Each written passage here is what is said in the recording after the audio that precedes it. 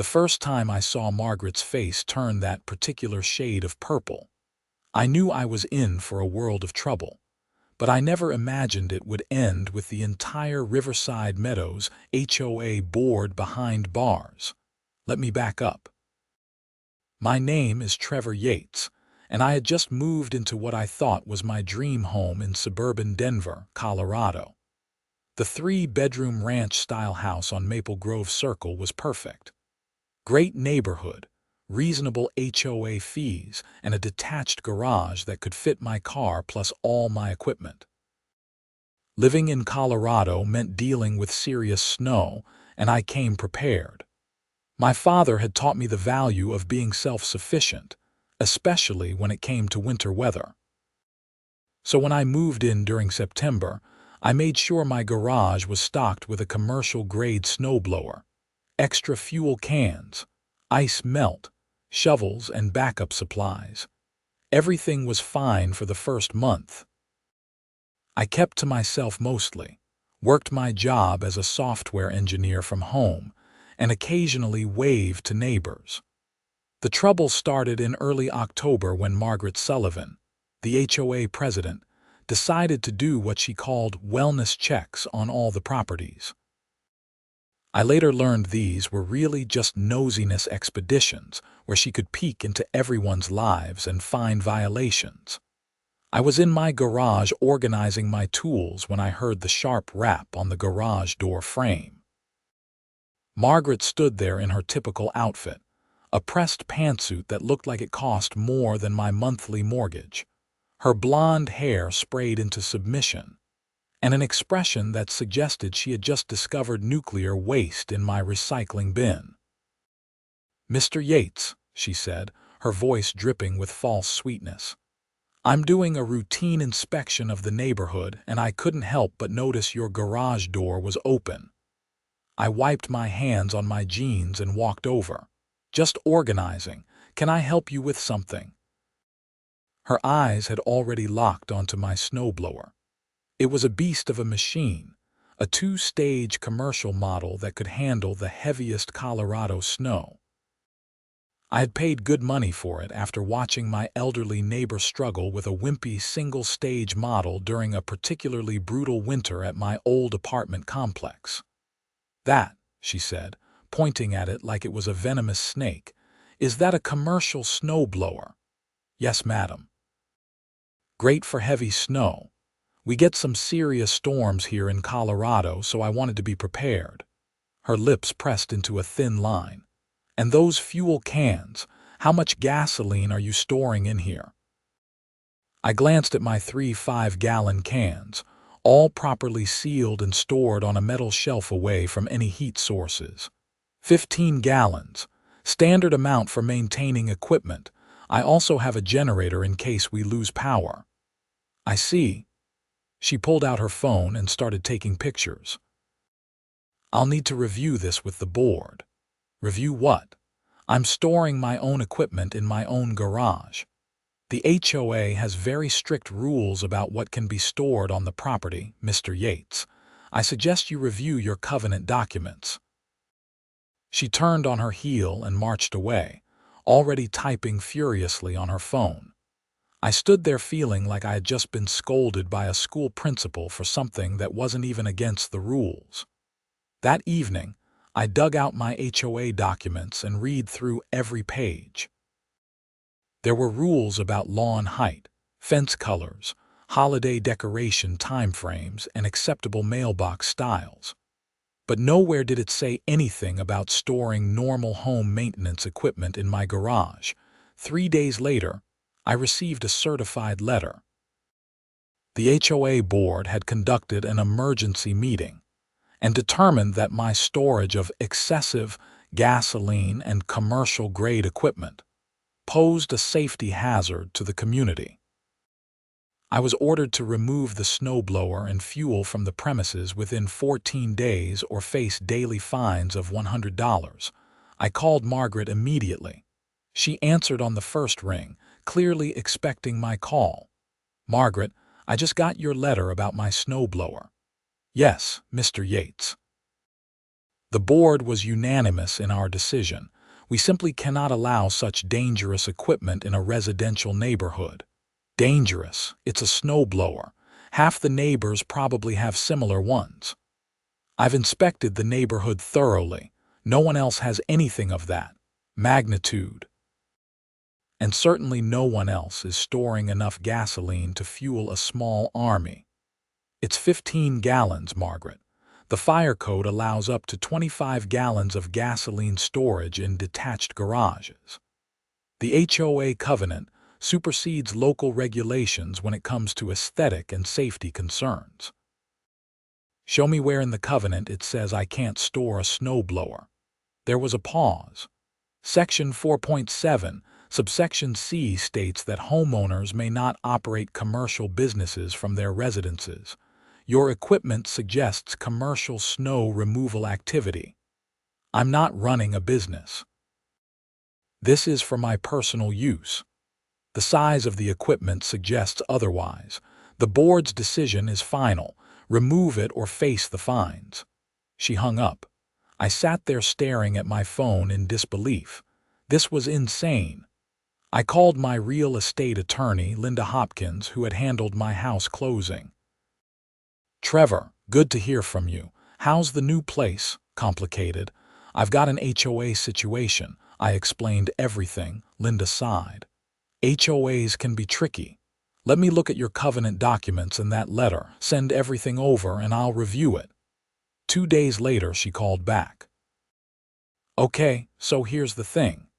The covenant doesn't specifically prohibit snowblower storage. Margaret is really stretching with that commercial business clause. However, fighting this could cost you thousands in legal fees, and HOAs can make your life miserable in the meantime. So what do I do? You could remove the equipment temporarily, then request a formal hearing to amend the rules. Or you could push back now, and we can threaten to sue for selective enforcement if other neighbors have similar equipment. Let me try talking to the board first. The board meeting was scheduled for the following Tuesday at the community center. I showed up with printouts of the fire code, examples of similar equipment owned by neighbors, and a reasonable attitude that lasted about 5 minutes into the meeting. Margaret sat at the center of a long table with 4 other board members. To her right was Patricia Anderson, the vice president, who looked like she had never disagreed with Margaret about anything in her life. Next to Patricia was Robert Chen, the treasurer who kept his eyes down on his laptop the entire time. On Margaret's left sat Deborah Winters, the secretary, busily taking notes, and finally James Morrison, a board member who at least had the decency to look uncomfortable with the proceedings. Mr. Yates, Margaret began before I even sat down, you've requested to address the board about our recent safety determination. Yes, I believe there's been a misunderstanding. My snowblower is standard equipment for this area. It's not commercial equipment and I'm not running any business. Patricia leaned forward. The equipment you have is larger than necessary for a normal residential driveway. My driveway is 60 feet long and slopes upward. A small snowblower wouldn't handle it effectively, especially during heavy snowfall. Other neighbors manage just fine, Margaret said. Actually, I've documented 6 neighbors within 3 streets who have similar or larger snowblowers. I pushed my printed photos across the table. Margaret barely glanced at them. We'll investigate those situations as well, but we're here to discuss your violation. What violation? The covenant doesn't prohibit this. The board has the authority to interpret the covenants in the interest of community safety and property values. Margaret's voice had taken on that patronizing tone I was beginning to hate: property values. Having a homeowner who can clear his driveway efficiently helps property values. Robert finally looked up. How much did that equipment cost? The snowblower was about $2,000. Why? Just seems excessive for residential use.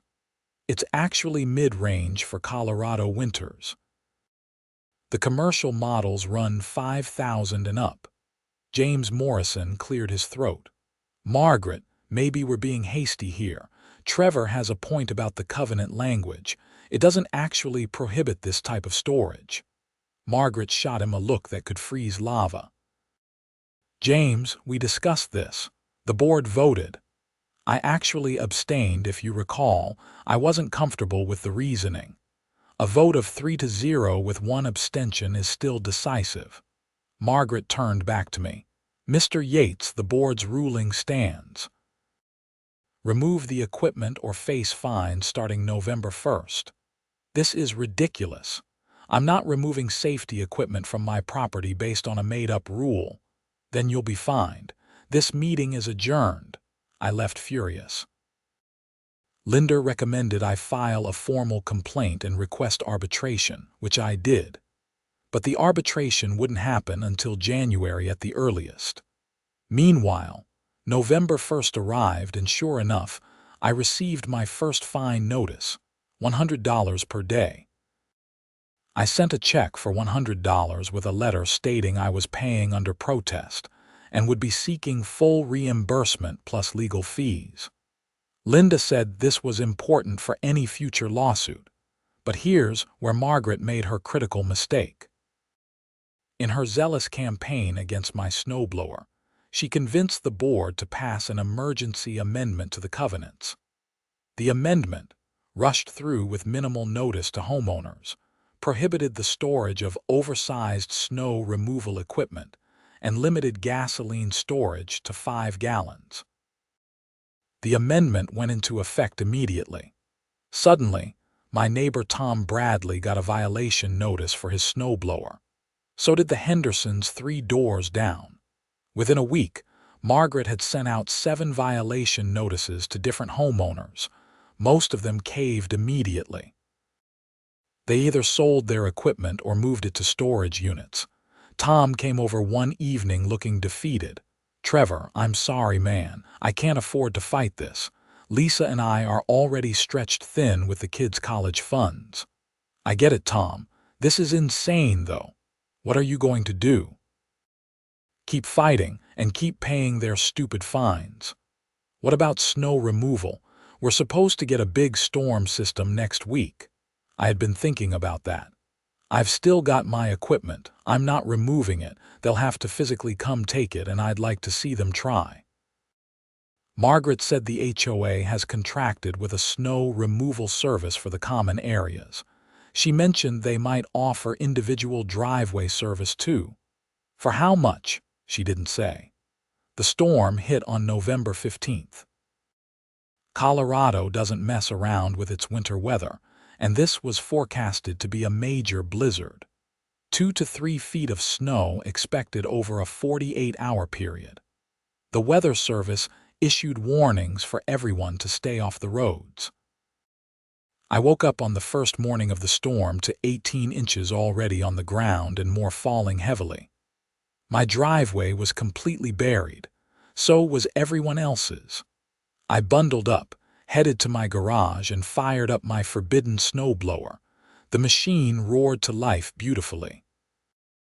I spent 90 minutes clearing my driveway and sidewalk, then did a path to my front door and around to my side entrance. The snowblower handled it like a champ, throwing snow 15 feet to the side in perfect arcs. I was just finishing when I saw Margaret's car slowly crawling down the street. She couldn't even make it up the slight incline because of the snow depth. I watched as her wheels spun uselessly and her car slid backward slightly. She finally gave up and parked at an angle at the bottom of the hill, blocking the road. She got out wearing completely inappropriate shoes and a coat that was more fashion than function.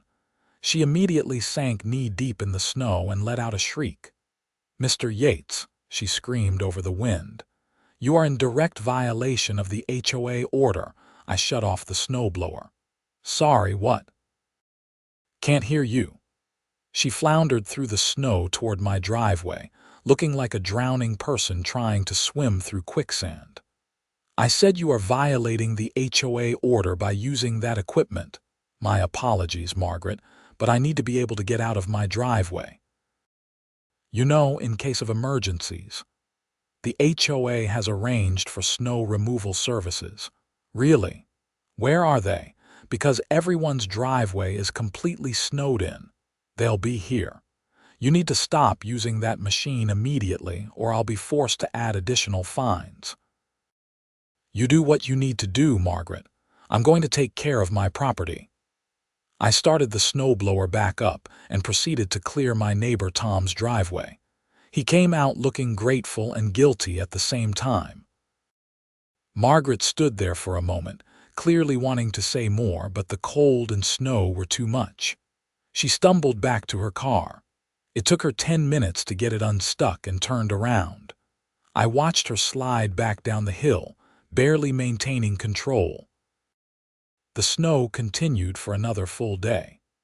The city plows couldn't keep up with the major roads, let alone our neighborhood streets.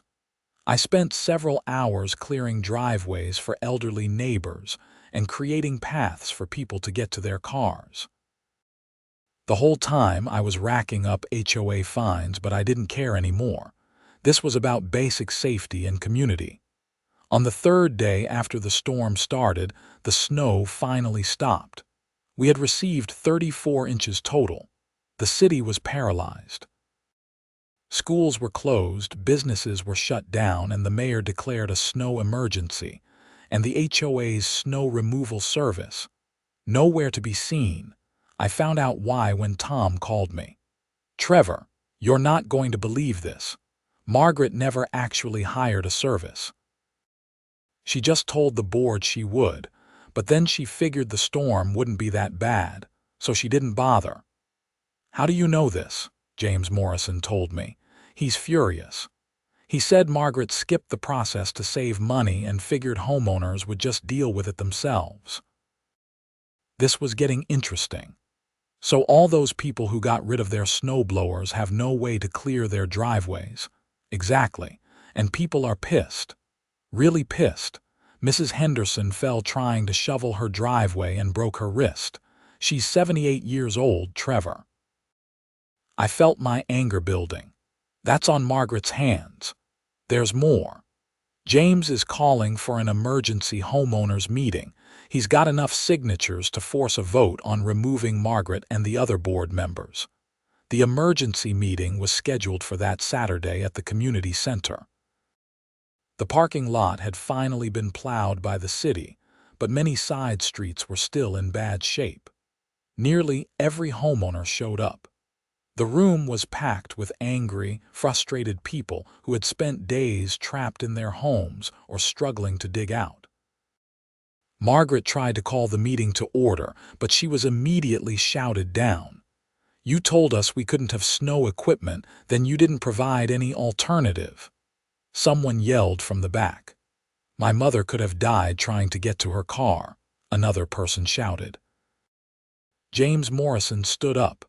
Margaret, I'm making a motion for an immediate vote of no confidence in the current board leadership.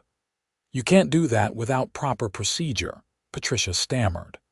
Actually, I can, James said, pulling out the HOA bylaws. Section 12.4 allows for emergency removal of board members in cases of gross negligence or endangerment of homeowner safety. I'd say this qualifies. The room erupted in agreement. Margaret tried to talk over everyone, but it was useless.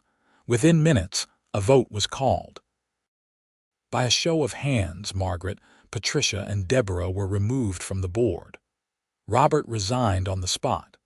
James became interim president and immediately asked if anyone would be willing to serve temporarily until proper elections could be held. I stayed quiet. I didn't want board drama. But after the meeting, James approached me. Trevor, I owe you an apology. We never should have gone after your equipment. You were the only one who could help people during this storm. I appreciate that. What happens now? We need to reverse all those equipment restrictions. And honestly, we need to review every rule Margaret pushed through. I've been on this board for 2 years, and I've watched her turn this HOA into her personal fiefdom. What about the fines I've been paying? You'll get every penny back plus interest. I'll make sure of it. Over the next week, things started to improve. James called another meeting where the membership voted to rescind the equipment restrictions.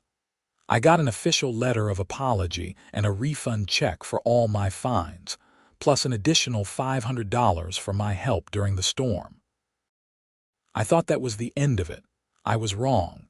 In December, I received a call from Linda Hopkins. "Trevor, something interesting just landed on my desk. Did you know Margaret filed insurance claims on behalf of the HOA for snow removal services during that November storm?" "What? But she never hired anyone." "Exactly.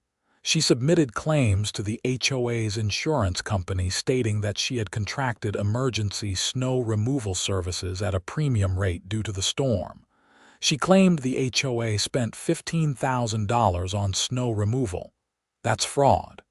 "Yes, it is. And it gets better. I did some digging.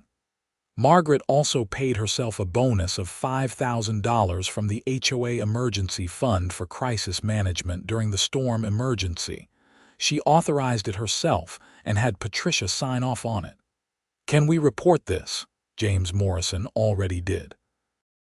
He contacted the district attorney's office. They're investigating. The investigation moved faster than I expected.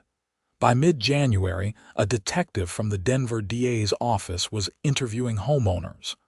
I gave a full statement about Margaret's actions before and during the storm. So did dozens of other people. The detective, a woman named Sarah Martinez, was thorough. "Mr. Yates, we're building a case for fraud, embezzlement, and reckless endangerment. Mrs. Henderson's broken wrist is considered part of the endangerment charge because Mrs. Sullivan knowingly removed access to snow removal equipment without providing alternatives. What about Patricia and the others? We're looking at them too. Patricia Anderson signed off on financial documents she should have questioned. Deborah Winters falsified meeting minutes to hide some of the decisions. They'll all likely face charges." "What kind of charges are we talking about?" "For Margaret, insurance fraud is a felony in Colorado. Combined with the embezzlement and endangerment, she's looking at several years in prison if convicted. The others might get lighter sentences if they cooperate." The arrests happened in February. I was at work when James called me. "Trevor, turn on the news. Channel 7. I pulled up the local news stream on my computer. There was Margaret being led out of her house in handcuffs. The headline read, "HOA President Arrested for Insurance Fraud." The reporter was saying, Margaret Sullivan, president of the Riverside Meadows HOA, has been arrested on multiple charges including insurance fraud, embezzlement, and reckless endangerment.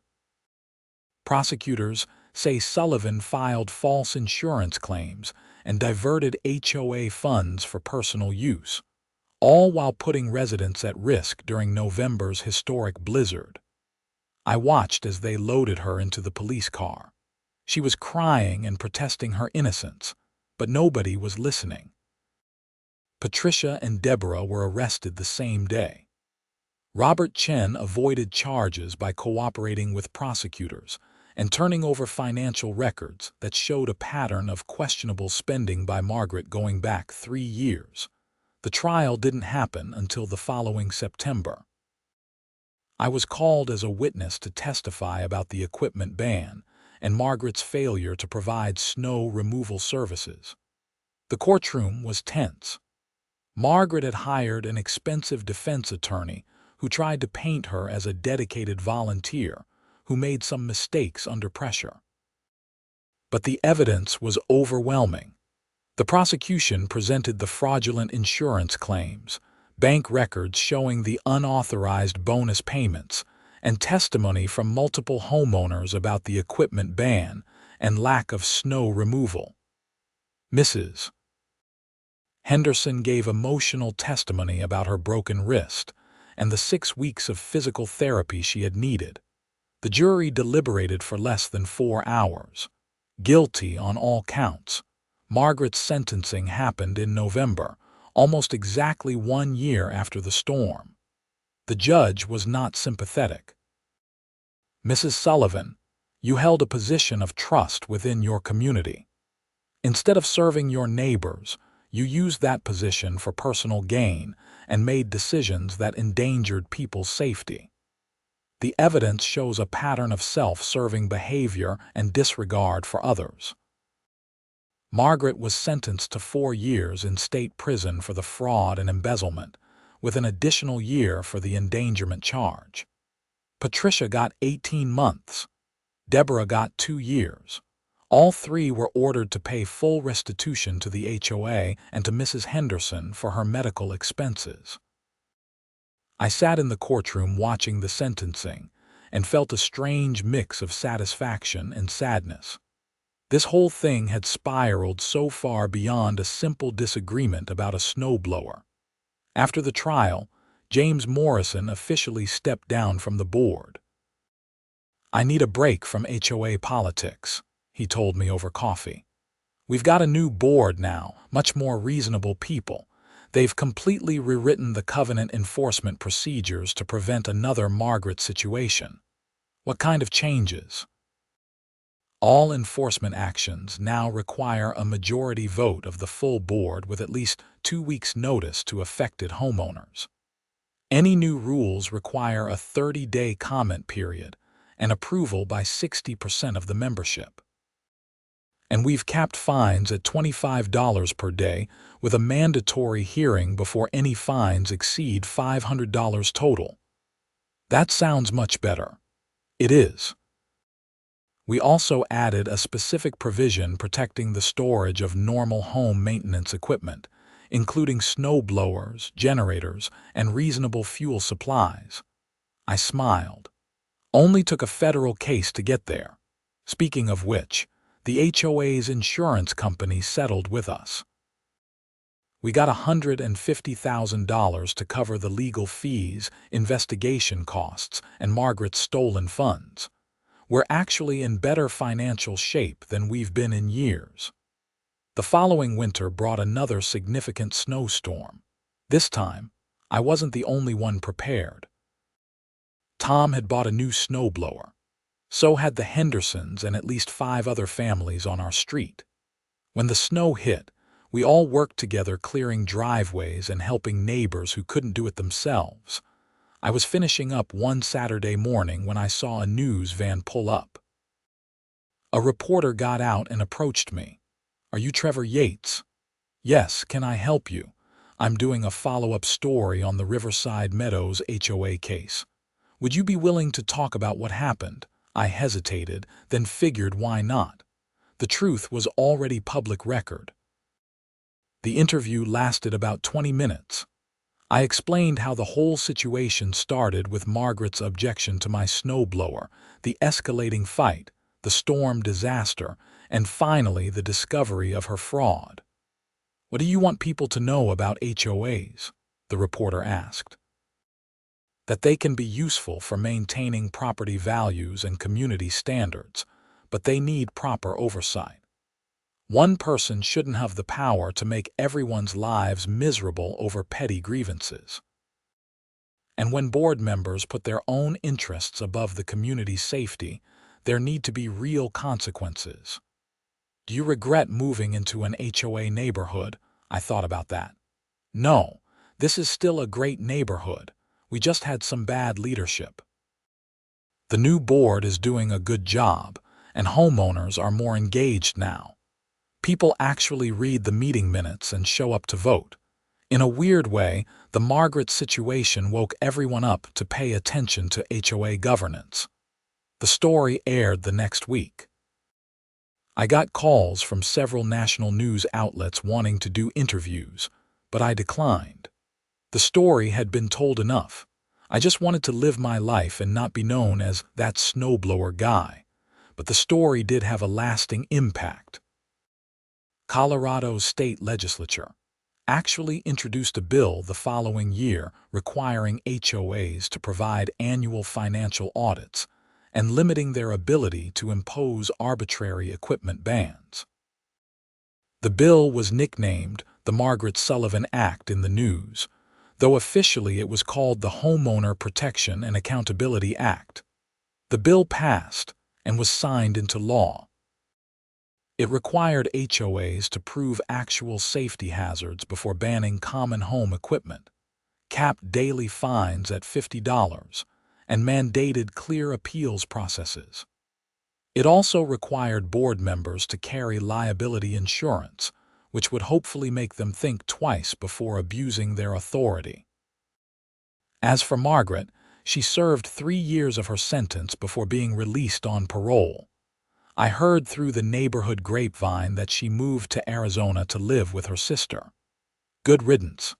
Patricia served her full sentence and moved away. I don't know where. Deborah got out early for good behavior and supposedly works at a retail store in Colorado Springs now.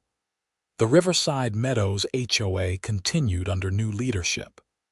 The new board president, a retired accountant named Susan Wheeler, ran things competently and fairly. She sent out quarterly financial reports, held regular meetings with actual agendas, and most importantly, left people alone to live their lives as long as they weren't causing problems. My snowblower still sits in my garage, ready for the next storm. I've used it every winter since, and nobody has said a word. In fact, at the last HOA meeting, Susan publicly thanked those of us who helped neighbors with snow removal during bad weather. Tom and I have become good friends. We alternate clearing each other's driveways when one of us is out of town or busy. The Hendersons send me a Christmas card every year thanking me for helping during that first terrible storm. Mrs. Henderson's wrist healed eventually, though she says it still aches when the weather changes. She got a settlement from the HOA's insurance that covered her medical bills, and then some. She used part of the money to hire a snow removal service for her property, which I think is a smart move at her age.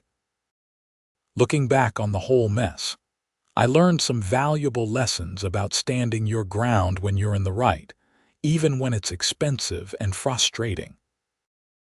I learned that communities work best when people actually care about each other's well-being rather than just enforcing rules for the sake of power. I also learned that most people are reasonable when given the chance. It's usually just 1 or 2 bad actors who cause the problems. The majority of my neighbors were always decent people who just wanted to live quietly. They got steamrolled by Margaret's aggressive leadership style, and when given the opportunity to fix things, they did.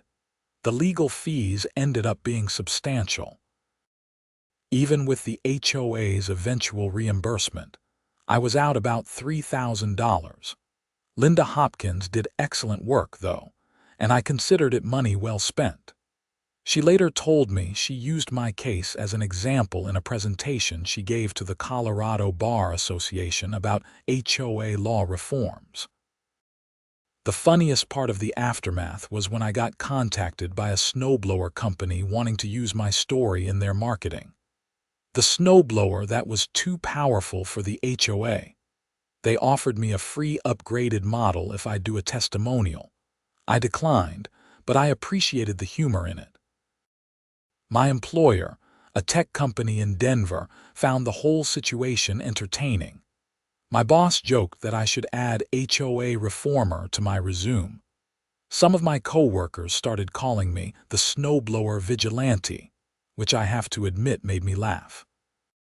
The story even made it onto some national news segments and several viral social media posts. I got recognized in public a few times, which was weird. Someone even started a subreddit about HOA horror stories, and my situation was one of the top posts. Reading through that forum was both entertaining and depressing. So many people dealing with power-hungry board members making their lives miserable over nothing. I testified before a state legislative committee when they were considering the HOA reform bill. It was surreal sitting in the state capitol building, sharing my experience with lawmakers. Several of them had their own HOA horror stories.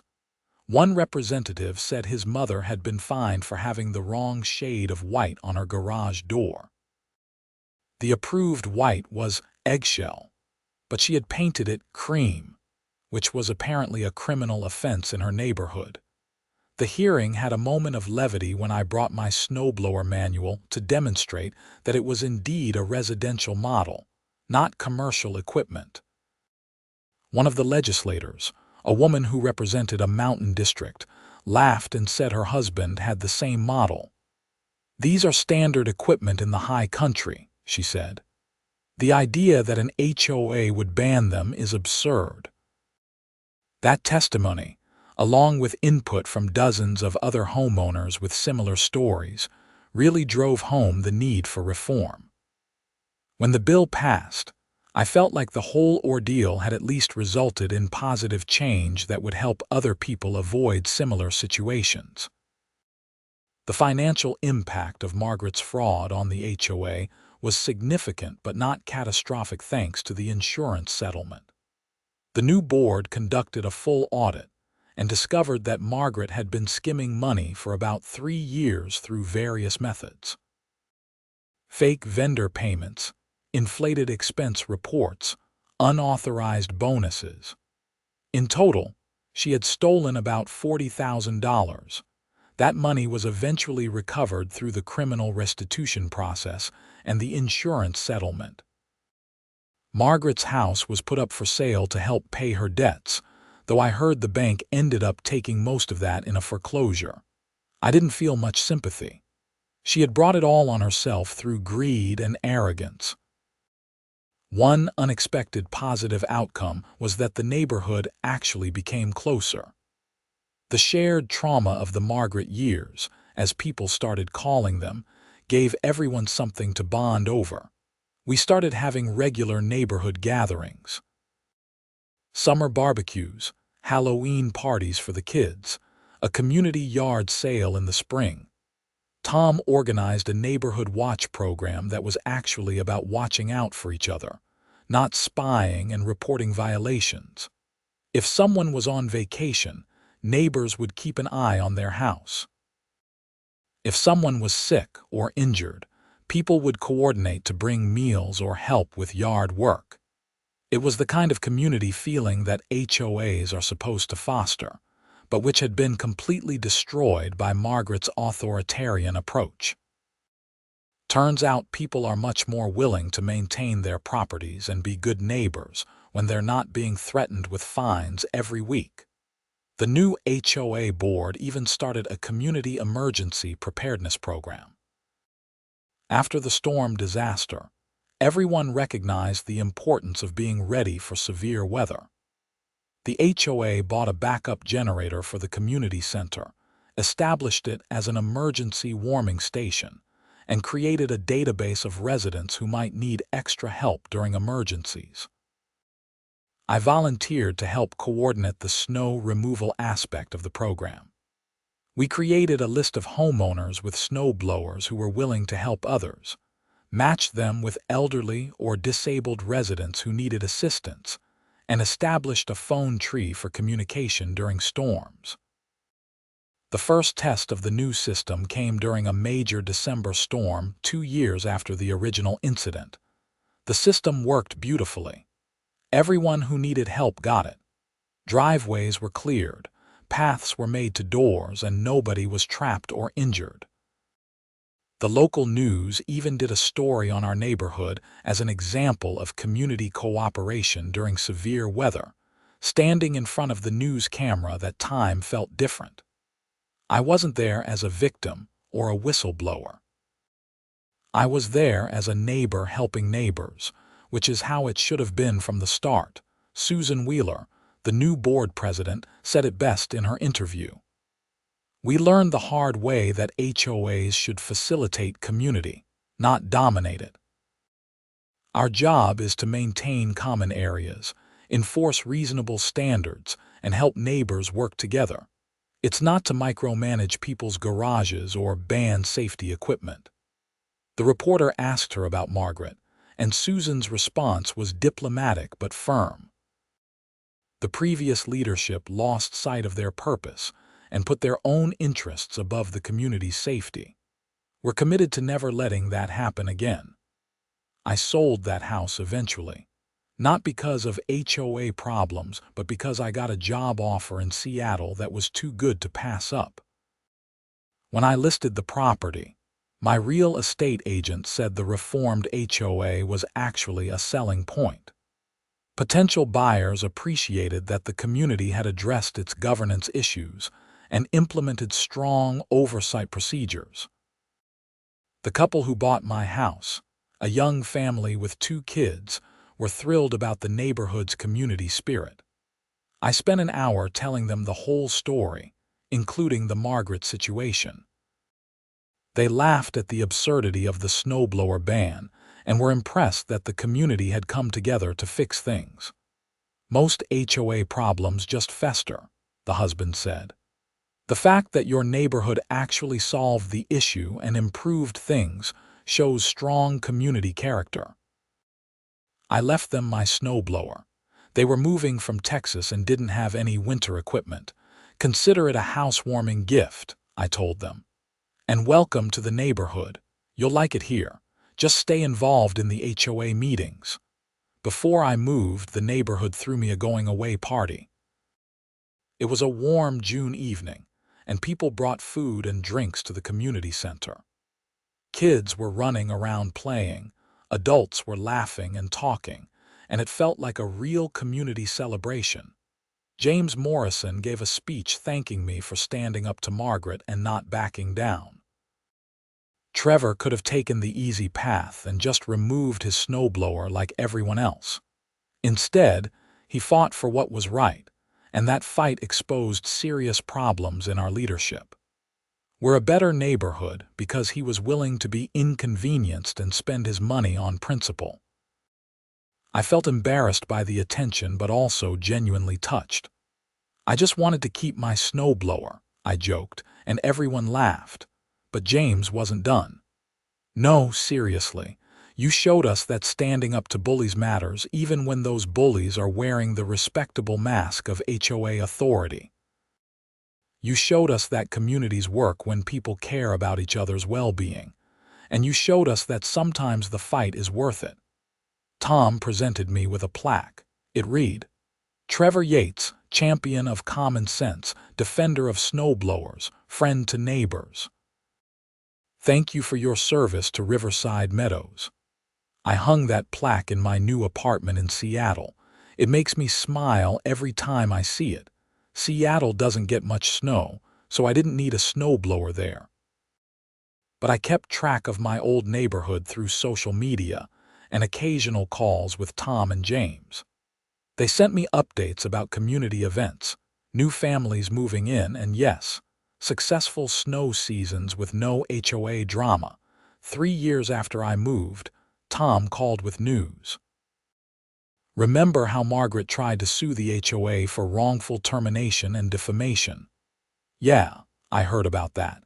Didn't go anywhere, did it? It just got dismissed with prejudice. The judge said her claims were frivolous given her criminal conviction. She has to pay the HOA's legal fees, which is about $20,000. That's a lot of money." "Yeah, well, she's apparently working in a call center in Phoenix trying to make ends meet. Her attorney fees from the criminal trial bankrupted her. The house foreclosure, the restitution payments, and now this civil judgment means she's pretty much financially destroyed. I should have felt satisfaction, but mostly I just felt sad. That's rough. I mean, she brought it on herself, but still. I know what you mean. But Trevor, she never took responsibility. Even now, she claims she was doing what was best for the community and got railroaded by ungrateful neighbors. She learned nothing. That was the part that bothered me most. If Margaret had just admitted she was wrong, apologized, and tried to make amends, maybe she could have salvaged something. Instead, she doubled down, tried to blame everyone else, and ended up losing everything. Her story became a cautionary tale in HOA management circles. I heard from Linda Hopkins that several HOA management companies in Colorado were using the Riverside Meadows case in their board training programs. What not to do? The Margaret Sullivan story was apparently a popular seminar topic. The legislative reforms that came from the case had real impact too. Linda told me that HOA complaints to the state attorney general's office dropped by 30% in the first year after the new law took effect. The clearer rules and better oversight were working. I also heard from several people around the country who had read about my case and used it to fight similar situations in their own HOAs. A guy in Michigan successfully challenged a ban on generators. A woman in Texas fought back against restrictions on solar panels. A couple in Virginia prevented their board from banning vegetable gardens. None of these people knew me personally, but they had used my story as inspiration and legal precedent. That felt good. One person's fight can sometimes light the way for others. As for me, I eventually bought a small house in Seattle's suburbs. No HOA. The freedom was glorious. I could paint my door whatever color I wanted. I could park my car wherever I wanted in my driveway. I could store whatever equipment I wanted in my garage. Not that I went crazy with that freedom. Turns out I'm pretty boring. My house looks neat and normal. My yard is maintained. I follow local ordinances and try to be a good neighbor. I don't need an HOA threatening me with fines to make me act responsibly. I did buy a generator, though. Seattle has issues with windstorms and power outages. The first time we lost power during a winter storm, and I was the only house on the block with lights and heat. I thought about Margaret and smiled. Some equipment really is just practical, no matter what overzealous board members might think. The final chapter in the Margaret saga came 5 years after the original incident. I got a call from Detective Martinez, the investigator who had worked the fraud case. "Mr. Yates, I wanted to let you know that Margaret Sullivan was arrested again." "For what?" "She was working as an assistant manager at a call center in Arizona. She got caught embezzling money from the company, similar schemes to what she did with the HOA. Fake vendor payments, inflated expense reports. How much? Only about $10,000 this time. They caught her faster. But given her prior conviction, she's looking at significant prison time. The Arizona DA is prosecuting it as a repeat offense. Some people never learn." "That's exactly what the prosecutor said. I just thought you'd want to know." "Your testimony in the original case helped establish her pattern of behavior, which is being used in this new case." I thanked her for the update and hung up. I felt vindicated but also bewildered. Margaret had already lost everything once. Why would she do the same thing again? Was it addiction to money? Inability to control herself? Just fundamental dishonesty in her character? I never got an answer to those questions. Margaret took a plea deal in Arizona and got sentenced to 6 more years in prison. I heard she wouldn't be eligible for parole until she was almost 65 years old. What a waste of a life. All because she couldn't handle a little authority without abusing it, couldn't admit when she was wrong, and couldn't resist stealing when given access to money. Meanwhile, back in Riverside Meadows, life went on peacefully. The HOA continued to function smoothly under good leadership. Property values increased. Families moved in and out. Kids grew up. Seasons changed. And every winter, when the snow fell, people helped each other clear driveways and sidewalks. Snowblowers hummed up and down the streets without anyone complaining or threatening fines. It was exactly how a community should work. I visited once, about 6 years after I had moved away. Tom and his family were still there. now with a third kid. The Hendersons had sold their house and moved to a retirement community in Arizona, but a nice young couple had bought the place. Walking around the neighborhood felt nostalgic. Some things had changed. New landscaping around the community center. A new playground in the common area, but the fundamental feeling of the place was better than when I had lived there. "We miss you, man," Tom said over beers in his backyard. "You really did change this place for the better." "I just wanted to keep my snowblower," I said for the 100th time. "And in doing that, you saved the neighborhood from a tyrant. Don't sell yourself short." Maybe he was right. Sometimes standing up for something small leads to fixing something big. My snowblower was just a snowblower, but the fight revealed corruption that needed to be exposed and a system that needed to be reformed. If I had just rolled over and done what Margaret demanded, she would have continued abusing her authority. More homeowners would have suffered. Mrs. Henderson might have been seriously injured or worse, and Margaret would have kept stealing until the HOA's finances were completely destroyed. Instead, the neighborhood was thriving. Colorado had better HOA laws, and Margaret was in prison where she belonged. Not the outcome I expected when I first moved in, but the right outcome nonetheless. As I drove away from Riverside Meadows that last time, I thought about everything that had happened. The fights, the fines, the storm, the investigation, the trial. It had been exhausting and frustrating and expensive. But it had also been important. Communities need people willing to stand up to bullies, even when it's hard. They need people willing to fight for common sense, even when the rules seem stacked against them. And they need people willing to help their neighbors, even when they're being punished for it. I was proud of what we had accomplished together. Not just me, but James Morrison, Tom Bradley, Linda Hopkins, Detective Martinez, and everyone else who stood up and said enough is enough. The snowblower was just the beginning. The real story was about people finding their voices and taking back their community from someone who had forgotten that leadership is service, not domination. That's a lesson worth remembering, whether you live in an HOA or not.